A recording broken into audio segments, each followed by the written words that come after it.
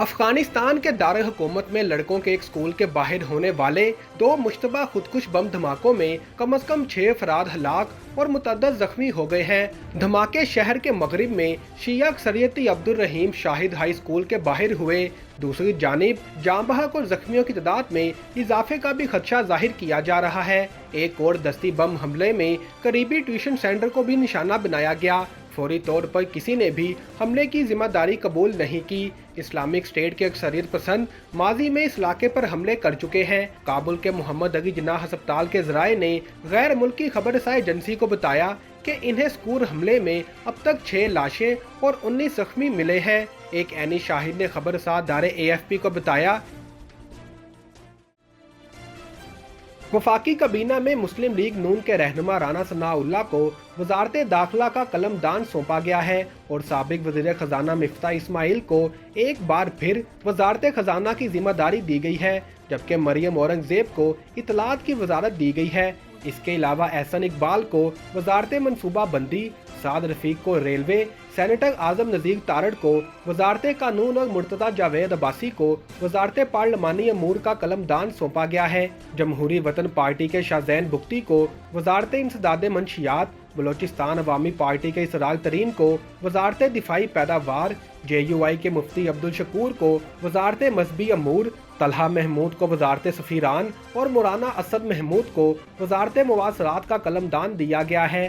مسلم league کاف کے طارق بشیر چیمہ کو وفاقی وزیر برائے فوڈ سیکیورٹی بنایا گیا ہے اور MQM کے سید امین الحق کو وفاقی وزیر IT اور ٹیلی کمیونیکیشن کی وزارت دی گئی ہے۔ پیپلز پارٹی کے مرتضی محمود کو وزارت صنعت کا چارج دیا گیا ہے۔ ٹرانسپورٹ سسٹم کے خلاف مہم چلانے والوں نے برطانیہ بھر میں ٹرین ٹکٹوں میں عارضی کمی کا خیر مقدم کیا ہے، لیکن ان کا کہنا ہے کہ اخراجات میں مزید کمی کی جانی چاہیے۔ حکومت کی گریٹ برٹش ریل سیل میں 25 اپریل اور 27 مئی کے درمیان کچھ ٹکٹوں کی قیمتوں میں 50% تک کی کمی ہو جائے گی، لیکن مہم برائے بہتر ٹرانسپورٹ نے کہا کہ قیمتوں میں وسیع پیمانے پر اضافہ لوگوں کو ریلوے سے دور کر رہا ہے۔ ٹرینوں پر مسافروں کی تعداد ابھی تک وبائی امراض سے پہلے کی سطح پر واپس نہیں آئی ہے۔ 2021 کے آخری 3 مہینوں میں برطانیہ میں تقریباً 285 ملین ریل مسافروں کے سفر کیے گئے۔ Office of rail and road کے مطابق کرونا وائرس کے آنے سے پہلے دیکھی گئی سطحوں کا صرف 62% بنتا ہے۔ ٹرانسپورٹ سیکرٹری نے کہا کہ اس موسم بہار میں 10 لاکھ سے زیادہ ٹرین ٹکٹوں میں کمی کی جائے گی۔ محکمہ برائے ٹرانسپورٹ امید کر رہا ہے کہ اس اقدام سے جدوجہد کرنے والے گھرانوں کو برطانیہ بھر کے سفر کے متحمل ہونے اور گھریلو سیاحت کی صنعت کو فروغ دینے میں مدد ملے گی۔ جو PMDRA Pakistan media development regulatory authority کا جو کالا قانون لانے کی کوشش کی جا رہی تھی، ایک دبی ہوئی میڈیا کی آواز کو مزید دبانے کی کوشش کی جا رہی تھی، اور اس کے ذریعے اس گاب میں جو Pakistan media regulatory development authority, اس وقت میں اسٹینڈنگ کمیٹی کی چیئر بھی تھی، ہم نے جو وزیر اعظم شہباز شریف صاحب ہیں اس وقت اپوزیشن لیڈر تھے، انہوں نے بھی، آپ کو یاد ہوگا کہ پارلیمنٹ کے باہر ایک ہم نے دھرنا بھی دیا تھا اپوزیشن نے، اور ہم نے اس کی بھرپور مخالفت کی تھی۔ تو میں آج یہ اعلان کرتی ہوں کہ Pakistan media development regulatory authority جس شکل میں، جس شیپ میں ابھی تک کام ہو رہا تھا، اس کو ختم کیا جاتا ہے۔ ایسا کوئی کالا قانون نہیں لایا جائے گا، نہ اس کے اوپر کام ہوگا، جو کہ پاکستان میں فریڈم آف ایکسپریشن جو آئینی حق ہے ہر سٹیزن کا، اور جو آئینی کانسٹیٹیوشنل رائٹ ہے فریڈم آف ایکسپریشن کا، اس کے اوپر کسی قسم کی پابندی جو ہے وہ لاگو نہیں کی جائے گی انشاءاللہ۔ اور جو Pakistan media development regulatory authority ہے، اس کو کسی بھی شیپ میں وہ اگر وزارت میں موجود ہے، کسی بھی فائل میں موجود ہے، اس کو ختم کیا جاتا ہے، اور اس کے اندر جو جوائنٹ ایکشن کمیٹی جو کہ تمام سٹیک ہولڈرز پر، جو میڈیا کی جو آرگنائزیشنز ہیں، تنظیمیں ہیں، ان کے ساتھ جو جوائنٹ ایکشن کمیٹی بنی ہوئی ہے، اس کے اندر ہم اکٹھے مل کر سٹیک ہولڈرز جو ہیں، وہ جو میڈیا سے ریلیٹڈ مسائل ہیں، جس کے اندر بہت سی چیزیں، مجھے یاد ہے کہ جوائنٹ ایکشن کمیٹی نے فیک نیوز پر بات کی تھی، اس کی ڈیفینیشن پر بات کی تھی، जो हैं, लेकिन जो कुछ भी होगा वो तमाम स्टेक होल्डर्स के साथ मिलकर, मीडिया वर्कर्स के साथ मिलकर एक ऐसा कॉन्सल्टेटिव इसका हल निकाला जाएगा जो सबको काबिल कबूल हो, जो काबिल अमल हो, और इसके अलावा किसी किस्म की कोई regulatory authority in addition to PEMRA कायम नहीं की जाएगी। बिस्मिल्लाहिर्रहमानिर्रहीम। जुमेरात को मीनार पाकिस्तान में मैं इंशाअल्लाह पाकिस्तान की तारीख का सबसे बड़ा जलसा कर रहा हूँ। ये जलसा मैं क्यों कर रहा हूँ? क्योंकि इसी जगह के ऊपर 1940 में करारदाद पाकिस्तान पास की गई थी, जिधर के हिंदुस्तान के मुसलमानों ने फैसला किया था कि हम एक आज़ाद मुल्क में रहना चाहते हैं जिसका नाम पाकिस्तान था। मैं आज आप सबको इसलिए इसी जगह पे अपनी हकीकी आज़ादी की जंग लड़ने के लिए बुला रहा हूँ, क्योंकि हमारे ऊपर एक बैरूनी साजिश के तहत अपने गुलामों को, जो कि पाकिस्तान के करप्ट तरीन लोग हैं, हमारे ऊपर उनको मुसल्लत किया जा रहा है। हमारा मुल्क जब बना था तो उसका नारा था ला इलाहा इल्लल्लाह, जिसका मतलब है कि कोई नहीं है खुदा अल्लाह के सिवा, उसके अलावा हम किसी के सामने नहीं झुकते।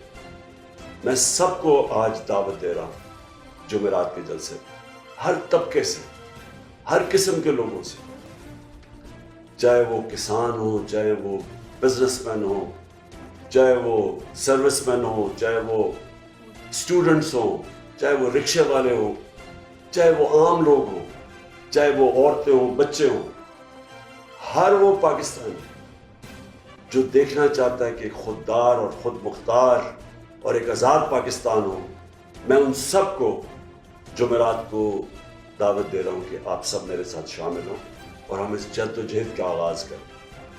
पाकिस्तान जिंदाबाद।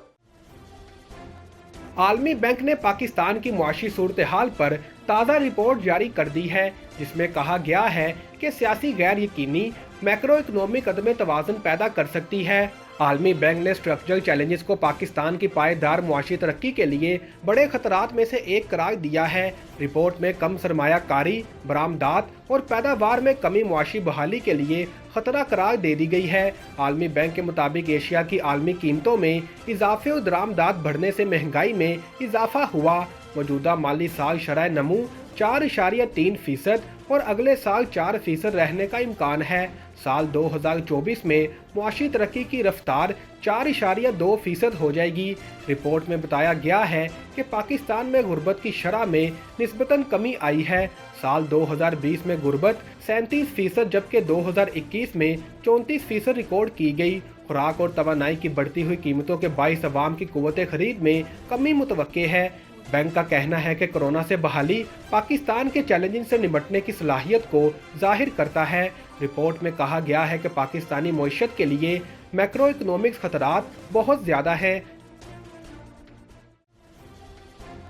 शहबाज शरीफ के वज़ीर आज़म बनने के 9 दिन बाद वफाकी काबीना ने हलफ उठा लिया है। ताहम बिलावल भुट्टो जरदारी ने वफाकी वज़रा की तकरीब हलफ बर्दारी में शिरकत की, लेकिन हलफ नहीं उठाया। ज़राए का बताना है कि पीपल्स पार्टी सदर मुमलिकत, चेयरमैन सेनेट और गवर्नर पंजाब के ओहदे लेना चाहती है। ज़राए के मुताबिक इख्तलाफी मामलात पर वज़ीर आज़म शहबाज शरीफ ने हाथ उठा लिए हैं और बिलावल भुट्टो को नवाज शरीफ से बराह रास्त बात करने का मशवरा दिया है। ज़राए ने बताया कि बिलावल भुट्टो जरदारी लंदन में कायद नून लीग मियां नवाज शरीफ से मुलाकात करेंगे और इख्तलाफी मामलात पर बात करेंगे।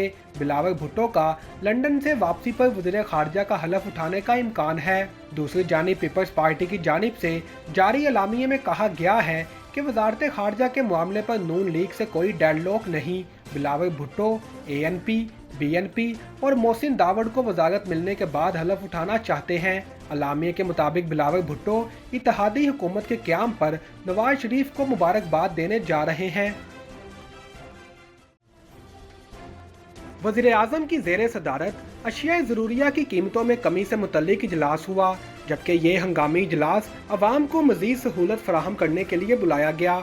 वज़ीर आज़म शहबाज शरीफ ने ईद तक रिलीफ पैकेज का ऐलान किया। वज़ीर आज़म ने पंजाब में 10 किलो आटे का थैला 550 से कम करके 400 रुपये करने की हदायत की। वज़ीर आज़म ने रमज़ान बाज़ार और यूटिलिटी स्टोर में फ़ी किलो चीनी की कीमत 70 रुपये मुकर्रर करने की भी हदायत की।